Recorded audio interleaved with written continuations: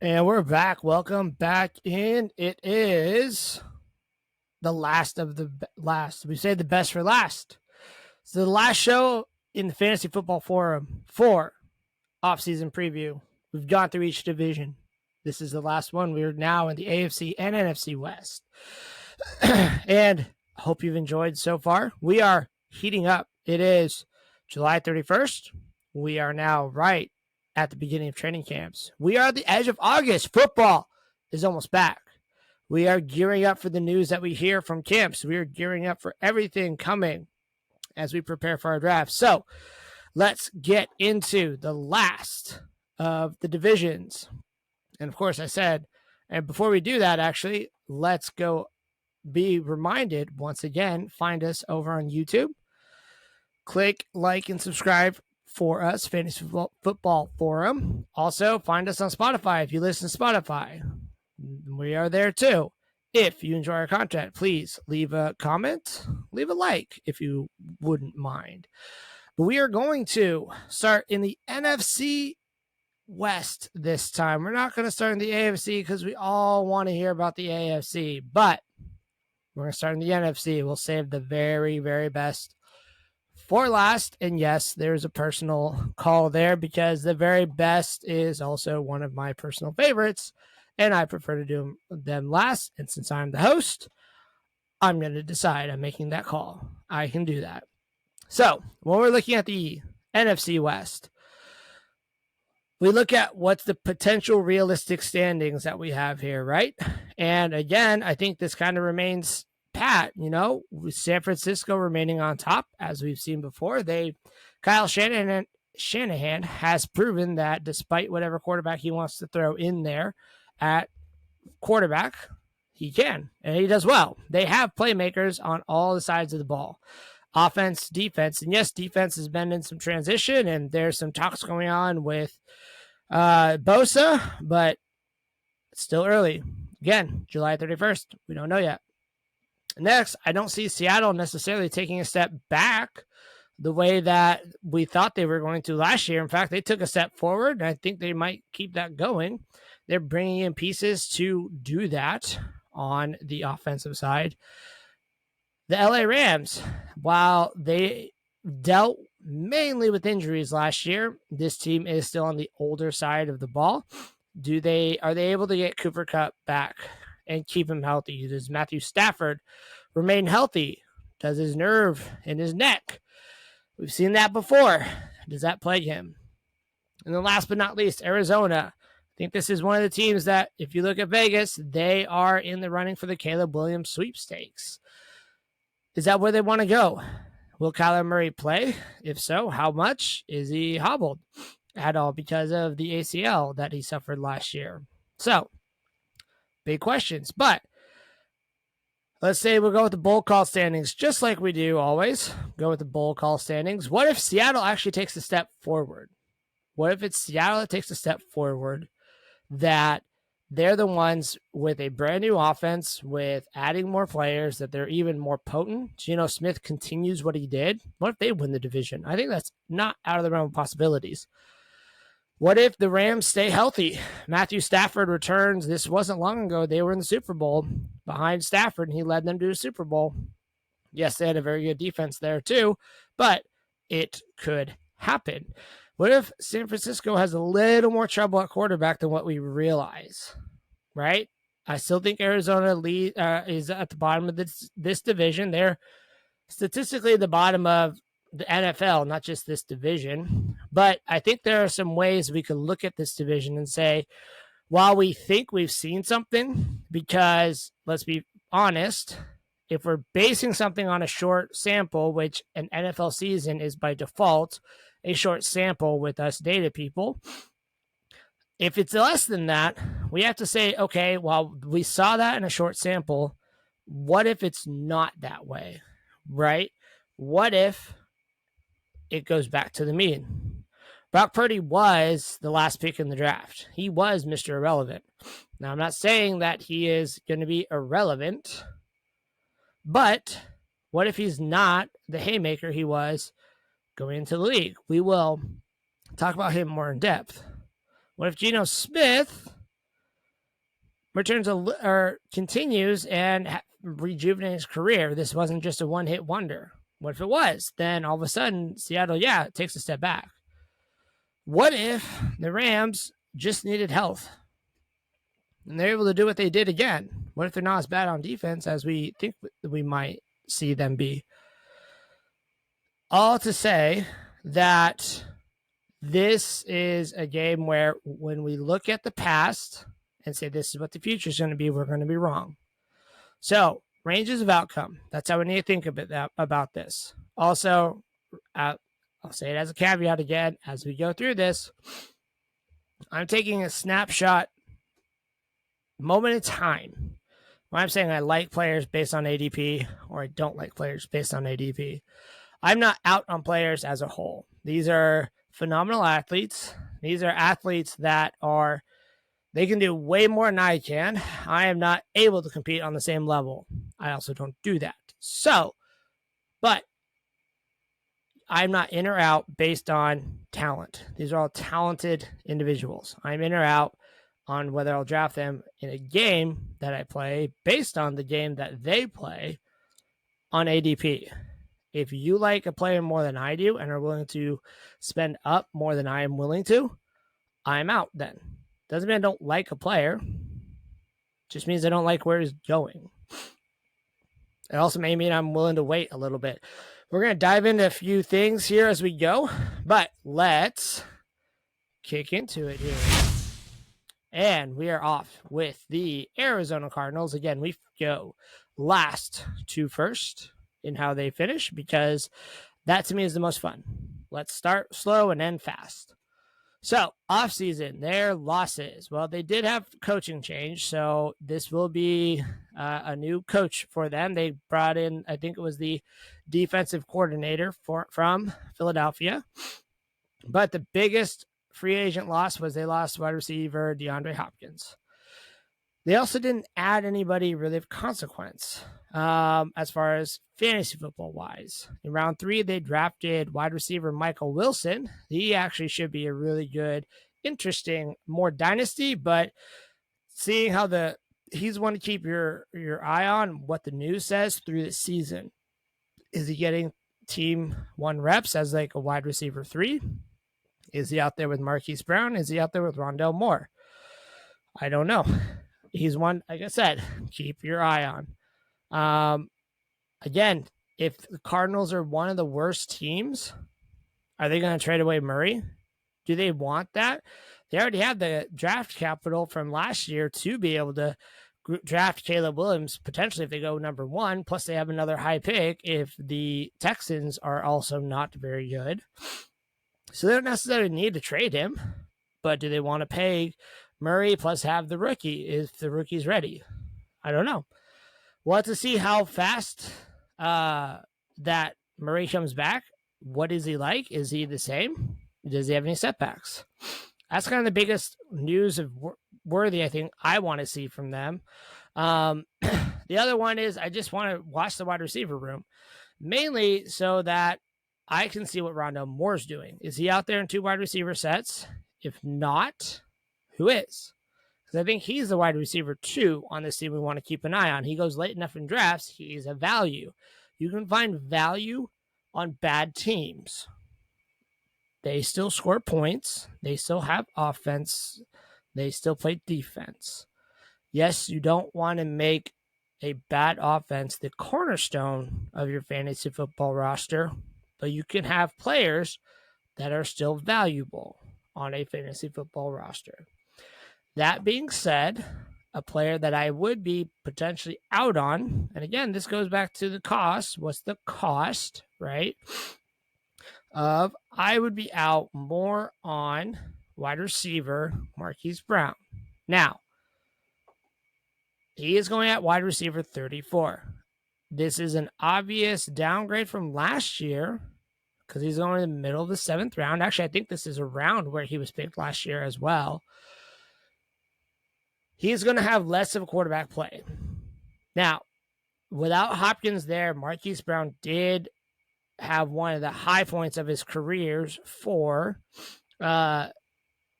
yard or for target rate. with the Cardinals. That is very true. He also had Kyler Murray throwing the ball. That's not going to be the case while he's out there early in the year. So he still could have value, but in that range, you're passing up selecting Deontay Johnson, who was on a better offense and is an obvious positive regression or progression candidate with touchdowns. Brandon Ayuk, who we'll talk about later in depth, but he had 1,000 yards receiving last year and on a better offense and a better quarterback throwing the ball. There are too many guys that are in this range. I'm not going to take a flyer on Marquise Brown when I like other guys better in this range. It's more of a who's around him. I would rather take a different guy versus drafting him. That's why I'm out on him. His ADP has continued to go down because earlier he was going the 6th. Now he's going the 7th. If that continues to go down, my thought may change where I could get one of the guys I just mentioned.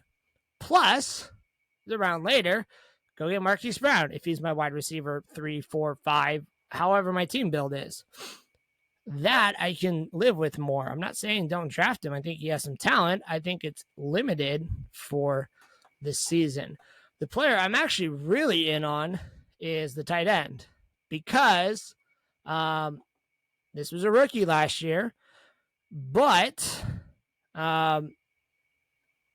it goes back to the wide receiver room.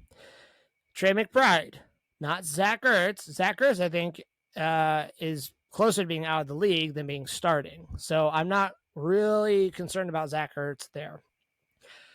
Trey McBride's going in the 22nd round. So he is either free, so you can pick him off your waiver wire, or he's going at the end of the late drafts for you sicko diehards that draft 20-plus rounds. I applaud you. If you are one of those, I applaud you.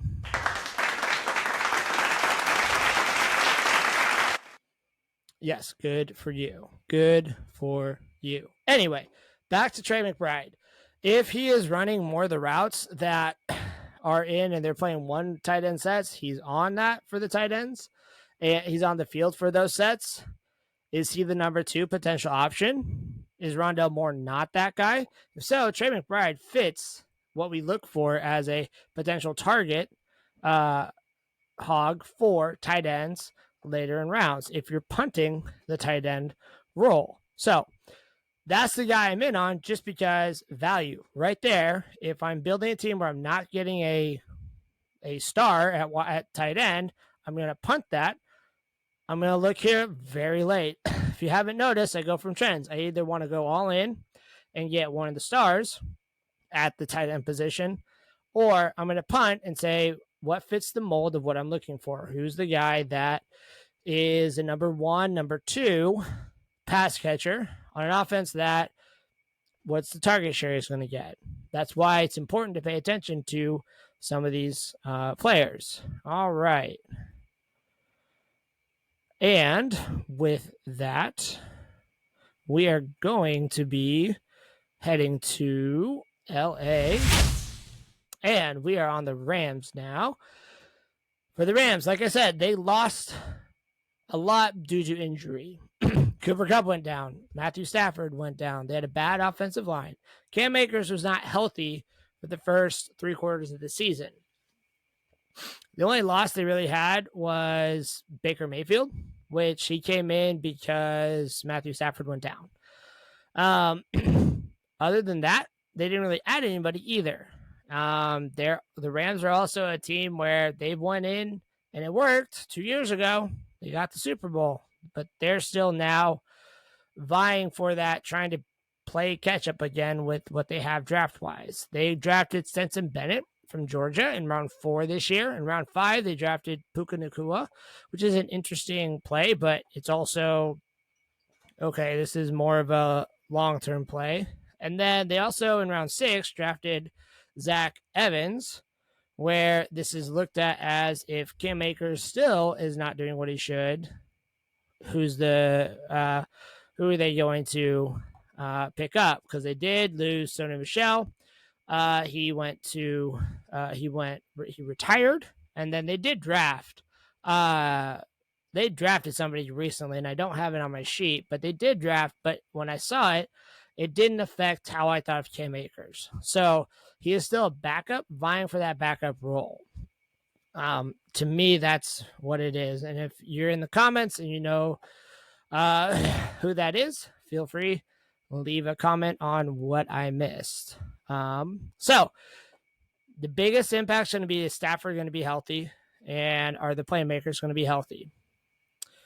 I'm not really avoiding anybody at ADP. Yes, Kupp goes early in the first on most drafts, which I think that's very fair still. Last year, he was outdoing what he did the year before prior to him getting hurt on a points per game basis. So he was actually doing more than what he did before when he was the number one receiver overall. So he's still a very good wide receiver. And I think if there's health there, it's still a guy to go in on. Guy I'm really into there too. One is going to be tight end Tyler Higbee, and again follow what I just said for Arizona. Trey McBride. Tyler Higbee doesn't go quite as late, but if you don't want to wait quite as late in the end of the 12th round, you can get Tyler Higbee. He's going as tight end 14. He goes after Dalton Kincaid, Cole Kmet, Dalton Schultz. I'd rather take Tyler Higbee than those guys because it goes back to what's the model. If I'm not getting a stud, I'm going to look for guys that are either the offensive first or second guy as pass catchers. And this is not a Rams team where Tyler Higbee is competing with Cooper Kupp, then Allen Robinson, Robert Woods, all of those. No. This is Cooper Kupp. Then it's Tutu Atwell. Then it's Puka Nacua and random guys that we saw last year. Tyler Higbee very well could be the second target on this team, and it's not even close. The other player that I'm into as far as draft position, now he is going a little bit higher than what he did when I first looked at it. It's jumped about half a round, but it still hasn't. It dipped low, and then it came back to where it was at the beginning of the summer. That's Cam Akers. He's going in the running back dead zone, and I understand you have to be careful when drafting and what the quote-unquote dead zone is, but who is vying for time behind him? They haven't signed a Kareem Hunt. They haven't signed any of the free agent backs that are of consequence. They did not go out and draft somebody very high. Yes, they did draft a running back, Zach Evans, in round 6. And yes, we have seen round 6 or 7 running backs hit. I understand that. But all that being said, this could be last year's Josh Jacobs, a guy that is drafted in the 6th or later round, no clear backup, and he outperforms his ADP. It's really not that difficult to see that he could do this. This is year 2 off an Achilles, where he had a fantastic finish to his December. He had a massive finish. If you rostered him and you had him in December, he was winning you leagues. He was winning you leagues in December. So I'm not out on Cam Akers. I think this is a Cam Akers year.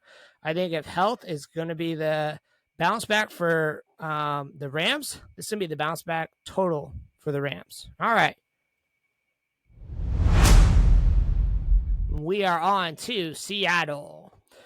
Only relevant as far as fantasy football related losses was they parted ways with Rashad Penny. They did not add anybody free agent wise that we care about. Nobody of consequence anyway. However, they did draft in round 1 wide receiver Jackson Smith and Jigba.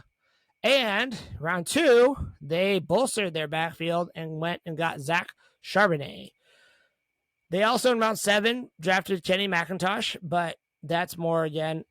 We'll see what he is. I think I've heard rumors and reports that he is one of the best pass catchers out of this backfield. So we'll see.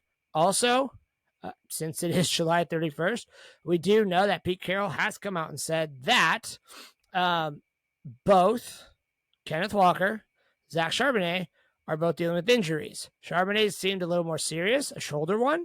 We saw what that does to players like Dalvin Cook in years past. And then Walker had a groin injury. It is still early. That doesn't change my opinion on the players yet, but it also doesn't clear anything up as far as what are these players going to be able to do and who leads the backfield. So there's kind of a muddy situation there. So I can see player ADPs in those positions drop versus rise because of the unknown. Sometimes that's a good thing. Sometimes it's bad. Biggest questions here are Geno Smith. Is he the guy we saw last year, or is he the quarterback that we've seen in years past? I think he comes back to a little bit down to the mean of what his stats are as a career, but I don't think he takes a too far step back. I think this is a very good situation for him. Seattle brought in guys that are very good. Jackson Smith-Njigba was on the field with guys like Chris Olave, with guys like Garrett Wilson at Ohio State University. He was also then told he was the best wide receiver out of those three at Ohio State. So there's very much high praise for JSN. Yes, he sits as the number 3 behind DK Metcalf and Tyler Lockett, but Tyler Lockett is getting up there wide receiver age. So there will be opportunity specifically later in years for Mr. JSN, whether it's late this year or it's next year. I think it's coming late this year. I could see a path where he becomes the number 2 behind if there's an injury. We don't hope and we don't bet on injuries here, but there's a what if. Wide receiver is aging, misses time. Young wide receiver comes in, doesn't take the spot back. We've seen it before. I won't be looking at much ADP as far as or much news. The news I'll be looking at for the running back room is going to be what is the status? Are they getting healthier? Are they back on the field? Are they working? How is the health for both Walker and Charbonnet? I'm more in on Walker, especially if he dips with this. I think he has the home run hitting where he struggled last year was between the tackles, especially when it came to the goal line. That could be a rookie thing. That could also just be he is not that runner, but Charbonnet is.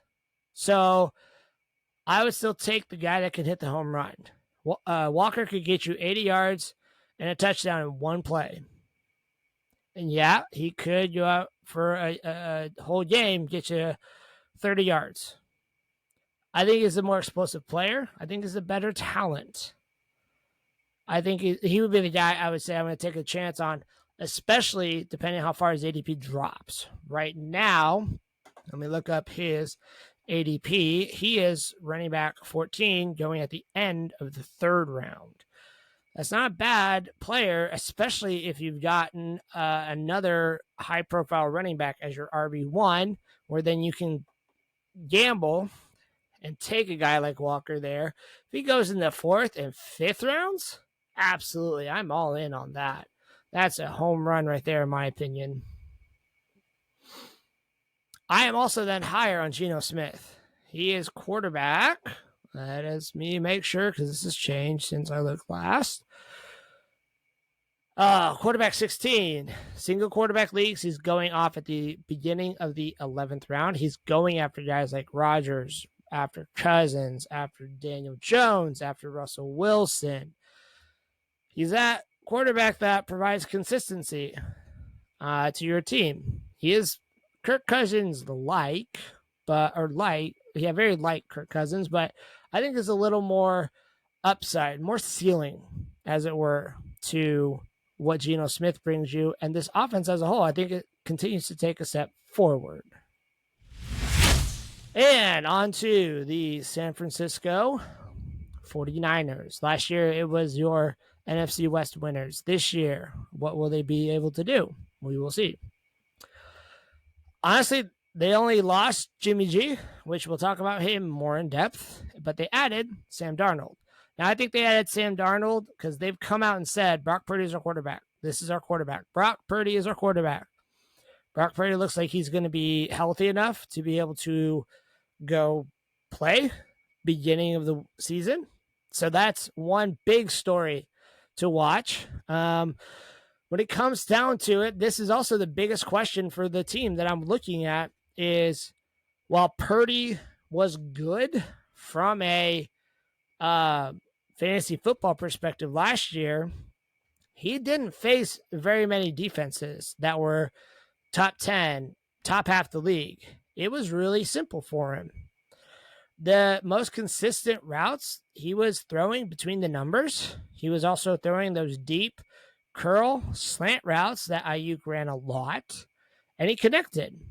He showed things as a rookie quarterback that most rookies may show, where he may have been late to a throw a few times. He may have missed a window or misplaced it. It wasn't devastating. But when it came to a good defense, when they faced the Cowboys in the divisional round, he couldn't do that because the Cowboys watched film. They saw what he did. They saw the scheme. Now, Kyle Shanahan's a very good offensive coach, and yes, he's going to be able to build on that. This goes back to short, simple sample sizes. We saw half 8 games. Yeah, so about half of a season. A season in the NFL is a small sample size anyway. So you can take that and take it down to 8 and say, based on that, those 8 games, that's what we got. I don't necessarily buy that. I think there's, again, range of outcomes to this. When you think range of outcomes, yes, you could get high producer, guy that way outdoes his draft position. You could see something come down where it's less. San Francisco has the players to elevate a quarterback. I'm not saying Purdy's going to be awful. I'm just ready for him not to be the showstopper we saw him, or think we saw him, because I don't think he was a showstopper. He was a very competent quarterback last year. Not say he won't be competent again, but does his numbers go down? Does his efficiency go down? He doesn't have the biggest arm. He's not going to throw the bombs like other quarterbacks, young quarterbacks that we see in the league do. He has to rely on precision and timing. Those are things he did struggle with. Now, those are things that a rookie struggled with. But it could get better. Those things could be coached out of him. Could also get not as good as what we saw last year. So, I'm going to be cautious. I'm not going to be out on Purdy. I'm going to be cautious on him. He's a guy I'll take a stab on. So, there is a player I am avoiding at ADP. And it's kind of cliche to say this, but I'm out on Christian McCaffrey simply because he's going in the early first rounds. Stylistically, that's not how I draft. Typically, if I'm early in the first round, I'm probably going wide receiver. If Christian McCaffrey falls to the end of the first round, yeah, I'll draft him.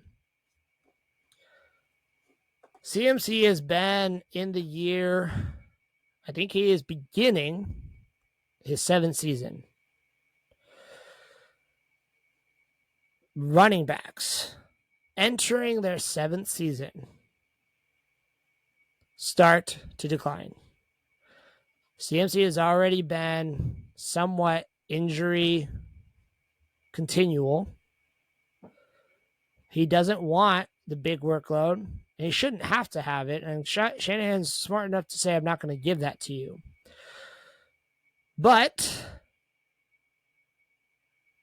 I'm not going to take my very first pick on a running back entering their 7th season when the 7th season is the indicator historically that the production starts to go down.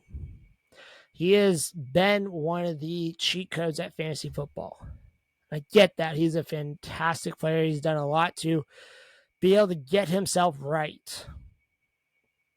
I could be missing out on a very last year of phenomenal showing that CMC has.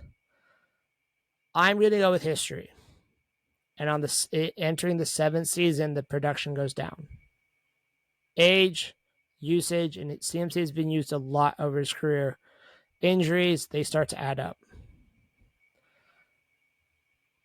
Is that going to be the case this year? I am on both wide receivers, more so probably on Ayuk, but he has risen as of late. Ayuk is now wide receiver. It's closing in on Debo, and he is dropping, but Ayuk is wide receiver 33.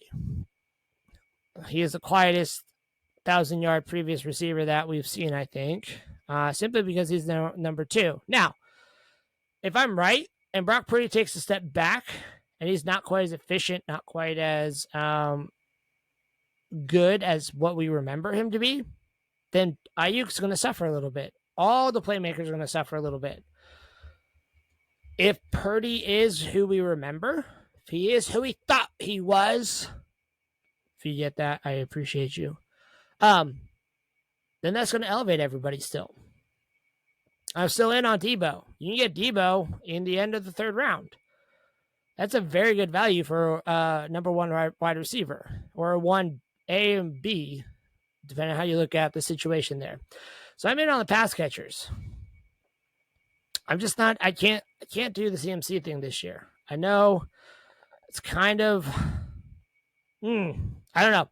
I could be wrong. And again, I've made takes on here that could be very cold. That could be a very cold take. But I'm just not willing to bet my 1st or 2nd pick on a 7th-year running back when history shows us 7th year.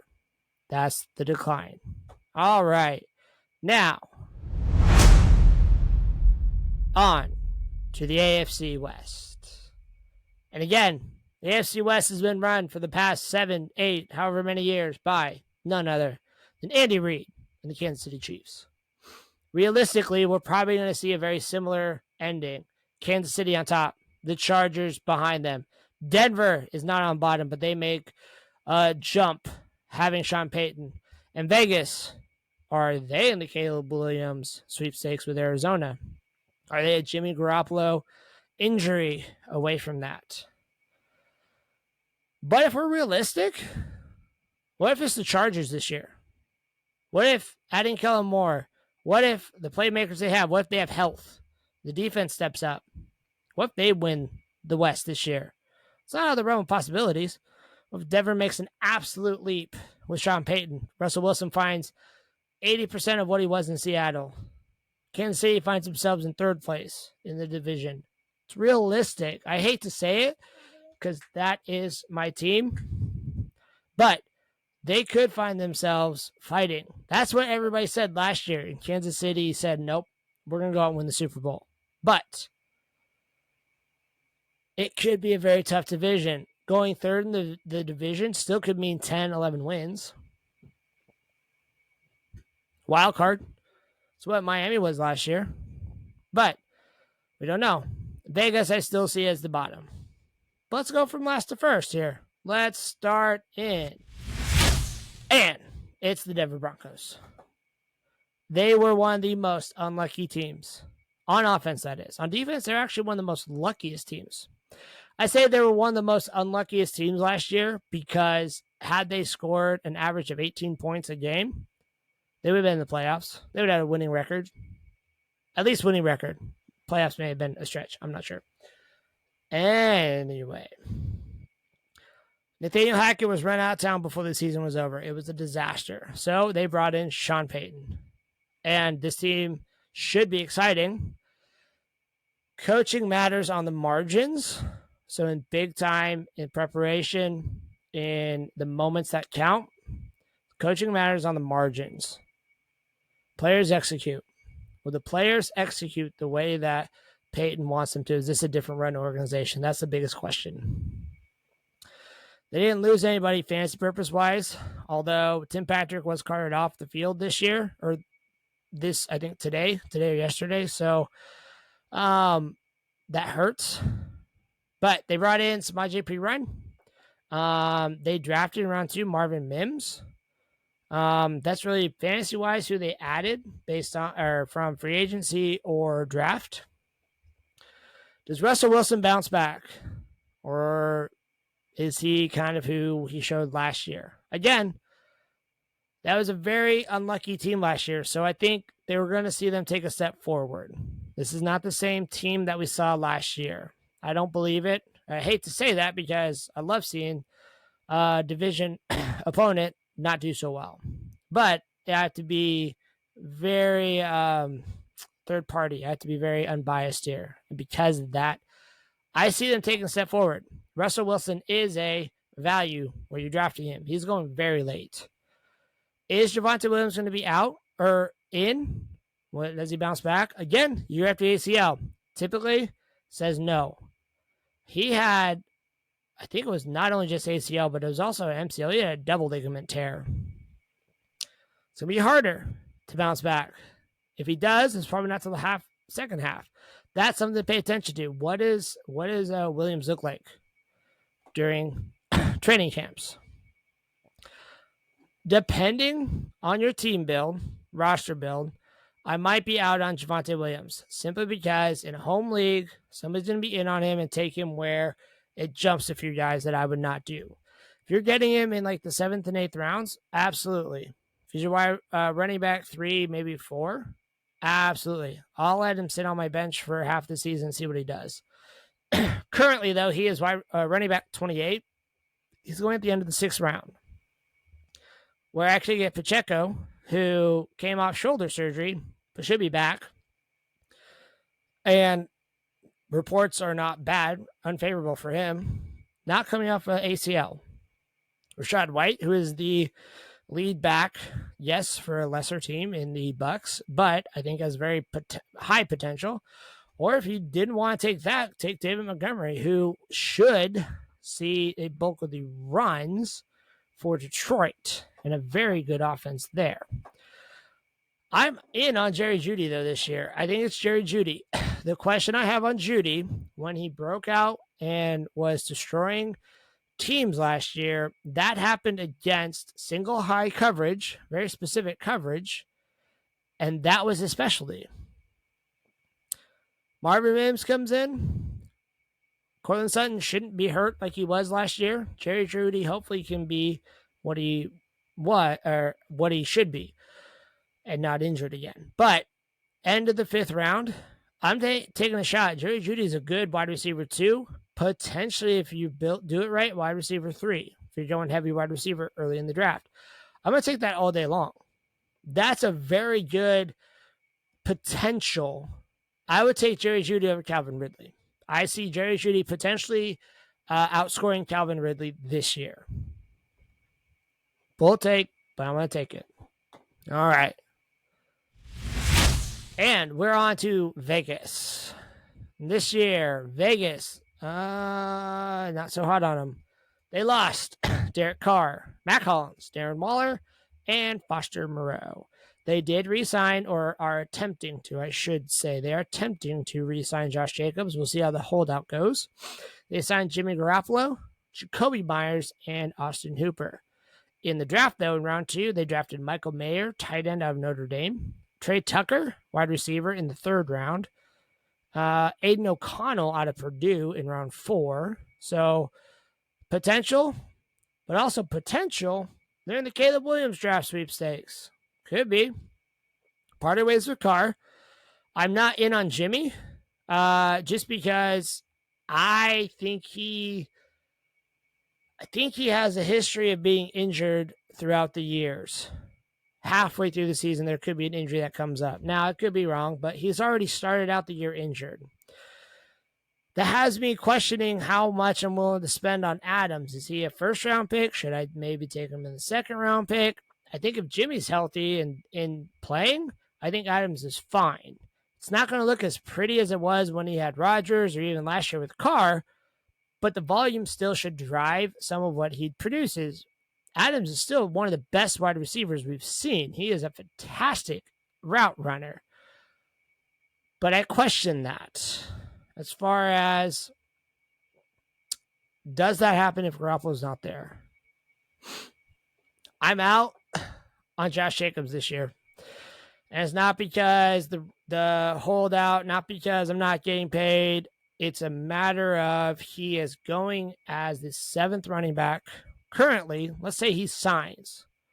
Okay, I'm just going to say he signs. We know that, and we're drafting him the way he signed. He's with the team. He's going in the middle of the 2nd round. Historically, and I brought a lot of history out in this one, and I'm not sorry about that, but historically, a running back who has seen the most touches in his career and has had a career year like Josh Jacobs had, then next year gets injured. I'm not taking my bet on a 2nd-round running back that could get injured. I'll wait. Take Tony Pollard. I'll wait. Take Najee Harris. A whole round later. I'm not going to take the guy coming off of the best career year that he's had. I'm not saying he's not worth potentially that, but he was around 6th pick last year. He's around 2 pick this year after what he did. But we're forgetting, if you take a player that has had a career year, typically is going to fall off. I think it rose too high. We have to find a balance now. I'm questioning where to take Adams. I'm not going to say don't. Also, the one other player I'll keep an eye on as a surprise wide receiver too is going to be Jacoby Myers. He is a slot monster. I think he's going to do more than what people realize for this year. He is in the double-digit rounds. You can get a wide receiver too with a lot of upside there. I'm taking him over other guys that we're going to talk about. So, we are now rolling right through this. We have 2 teams left. On to the Chargers of LA. The biggest news was they signed offensive coordinator Kellen Moore. They didn't lose anybody free agent-wise. They let Austin Eckler go search for a trade. He didn't find one. They also didn't add anybody free agent-wise either. They drafted wide receiver Quentin Johnson out of TCU. Also, wide receiver Darius Davis out of TCU. So a couple of TCU guys. And Max Duggan out of TCU. But they also signed quarterback Justin Herbert to one of the most lucrative deals that we've seen. He is now, until Joe Burrow signs, the highest paid quarterback in football. I want to talk about the wide receiver room here for a minute. First of all, I'm in on Justin Herbert. Last year, he was going as a wide receiver or a quarterback 2 or 3. He was going ahead of Patrick Mahomes. He is now going as quarterback 6. In single quarterback leagues, that will get you in round 5. I'm in on Herbert. Did you know he had 699 pass attempts last year?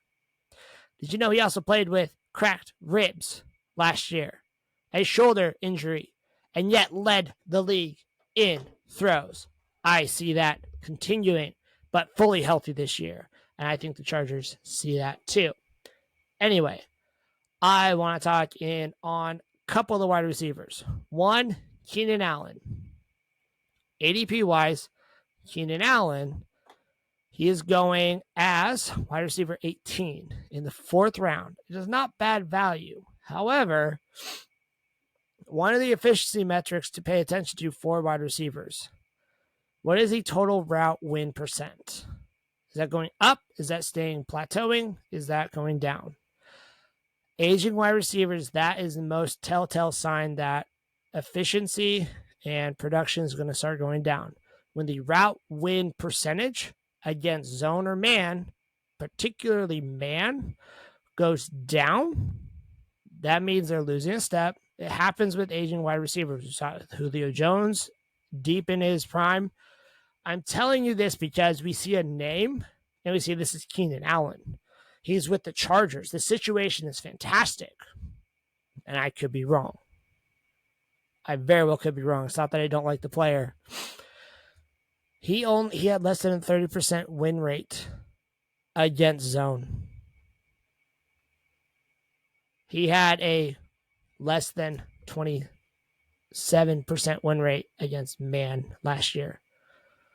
It's number 87 and 99. Total route win, he was below 100 as far as number of wide receivers or number of players win rate. That's bad. That tells me I'm potentially, if I'm drafting a guy, I may want to take a shot on Mike Williams. Yeah, I know he had injury concerns. He was injured last year. So was Keenan Allen. But if I want to take the upside play, the guy that potentially could still win, I don't see that being Keenan Allen. His excitement with the Chargers. And yet I have to face the elephant in the room here that this may be the start because of that metric and seeing what he could do. His efficiency, what he's able to bring to the table as far as the ceiling, goes down. He is not the player that he was 3 years ago, 2 years ago. He is not that guy. Age and injuries creep up and they affect these numbers because the burst, the explosion out of a route is not as fast, it's not sharp. He's still a tactician when it comes to route running. Please don't get me wrong. I have much respect for him. But the win rates are low, and that's a problem. I want to talk about another wide receiver. It is rookie Quentin Johnson. I have a tough time with Quentin Johnson because there are some metrics he does very well in. After the catch, he is a yak monster. Burst score is a very high burst score. However, before the catch, separation rate, route tree, some of these things he does not do well at. That's a problem. Quentin Johnson looks on paper, I understand on paper versus what fantasy football, what football, actual football does, are two different things. But if you need the ball in your hands first to win, and that was your best metrics out of college, when you step up to the pros, that can be a telltale sign of there's trouble there. I need to take a step back and say, no, I'm going to wait and see. Other guys that have similar profiles as far as what they look like coming into the NFL, N'Keal Harry, he was supposed to be a really good wide receiver. He busted. Paris Campbell, we haven't seen it yet. Devin Funches, not really a guy that did a whole lot. Martavius Bryant, he had one good season, and he was fantastic in a great offense. And we could see the same type of thing with Quentin Johnson here. Is it sustainable, though? Akeem Butler, busted. Came out of Iowa State, highly regarded. Jalen Reagor, also a bust. Josh Doxson. This is to name a few. This isn't everybody. There's a lack of versatility for Quentin Johnson. He doesn't do any rushing. He has no special team ability. There's a lot of yak and explosive. He's very explosive. There's a lot of yak that he can have some production. I have to have a cautionary tale on a wide receiver that has to break the first tackle in order to have good production. He does not run exceptionally fast for the NFL. It's a 4.5 speed. It's not exceptionally fast. There's a receiver I'm going to take. It's going to be Mike Williams. In the Quentin Johnson range, I'm going for guys like Rashad Bateman. I'm going to take a chance on a guy like Elijah Moore, Zay Flowers, Jordan Addison, JSN, Odell Beckham, situation and talent. I'm going to wait. I want to see it year over year. I think he has more bust potential than boom. So everybody's all yay, yay, rah, rah. Nope. I'm not quite there. And final team. Kansas City Chiefs. The defending Super Bowl champion Kansas City Chiefs. They were told they were dust last year. They proved everybody wrong. They only lost Juju Smith-Schuster and McCole Hardman, but they signed Richie James. They also drafted Rashee Rice in the second round. It's really the only names that are worth mentioning, fantasy-wise. They parted ways with wide receivers that, if you're a fan, if you watched them, you wanted more from Juju. To be fair to McCole Hardman, he was drafted in the year that Tyreek was potentially going to be suspended or out of the league. He was not supposed to be a replacement, and he was drafted to be a potential speed replacement.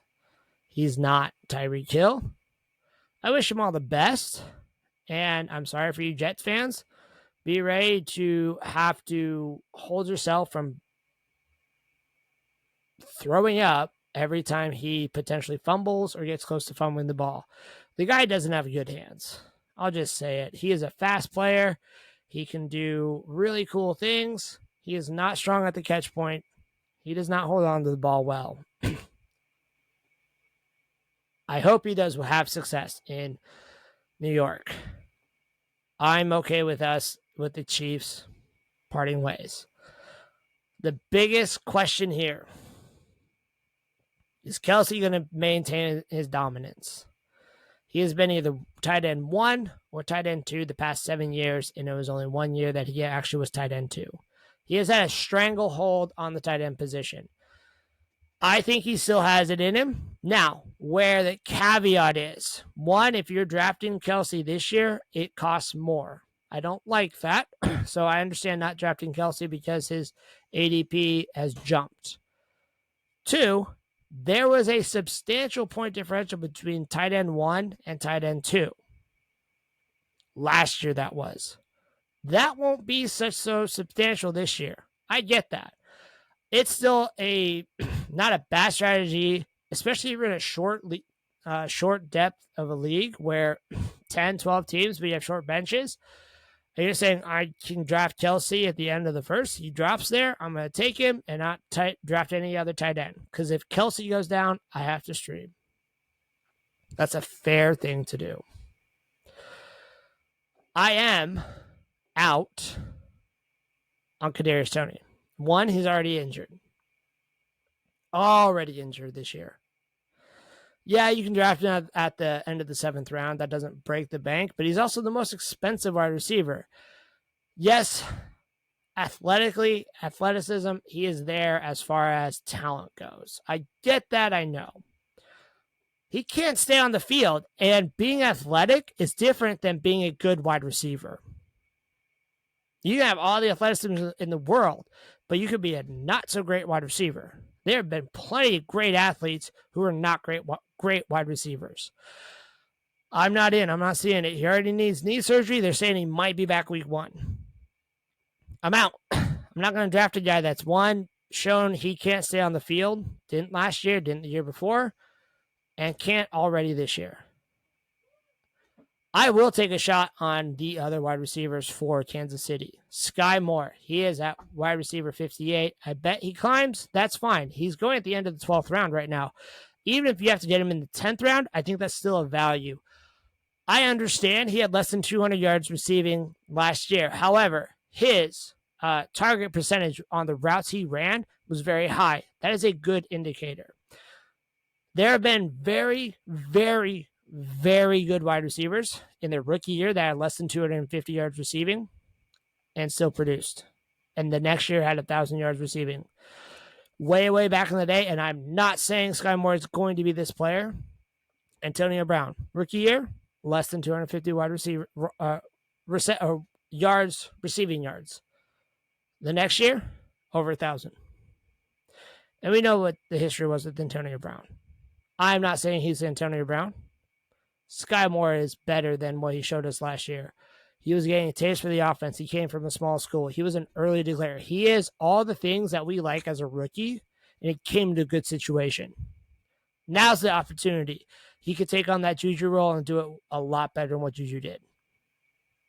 Rashee Rice. I think he is probably the least of the breakouts simply because he's a rookie. I think Rashee Rice is probably the guy that you're going to look at as MVS replacement. So I'm going to take a step back, but if he falls and I want to say, hey, what the heck, there's some really positive news about Rashee Rice, I'm going to look at it. The dark horse. I'm not in on MVS. I think MVS is going to do what he's going to do last year. He's going to do the exact same thing. He is a very, very boom bust. If you want to take a flyer in best ball and say, hey, I'll take the boom weeks, I don't care. I'm not drafting him in redraft leagues. The one I want to talk to about is Richie James. Currently, wide receiver 95. He is not going drafted. Or for the diehards, he's going at round 26. So over 90% of you, he is not being drafted. He's a waiver wire pickup. His efficiency, though, last year, he was the leading receiver for the Giants. He had 57 receptions for 569 yards, 486 air yards. He had 4 touchdowns on a Daniel Jones-led offense. Patrick Mahomes raises the play level and elevates the play level of all players that play with him. He had a 15.7% air share last year. He was a 48% win rate against zone and a 44% win rate against man. That is number 9 and number 11. He is an elite company when it comes to win rates. His target efficiency, when he is targeted, he actually raises the quarterback rating. He has very good hands. He is going to come out of the woodwork as a potential star. If it's not Sky Moore or Richie James, I don't know who it is, and that's where I could see something not going well for Kansas City. But I think because they have a lot of potential with a lot of young guys, I'm still very excited. The last one is Justin Ross. This is also one where I hope, and he is the guy that could be that X receiver that Kansas City needs so badly. He certainly profiles like it. We haven't seen it, though. And yes, it was because he had a neck injury in his college career, but he could. I'm going to take a bet on it. That's really a hopeful bet. But if I'm not going to take one of the other two guys, I will take a flyer on Justin Ross. There's been a lot of good news. Again, I want to look at what's the news. Who's getting targets? Who's running with team ones? Everybody looks fantastic at this time, so we can't say, well, who looks good? Well, and I know I just said, well, who looks good, but who is getting the targets? Who's running the routes? Who is showing us in camp that they are that guy? That's what I'm looking at. Anyway, we'll be back. It is now transition time. Next show will be more fantasy football and draft strategies for fantasy football for this year. Until then, have a great night, great evening, great day, whatever the time of the day it is for you. I will see you next time.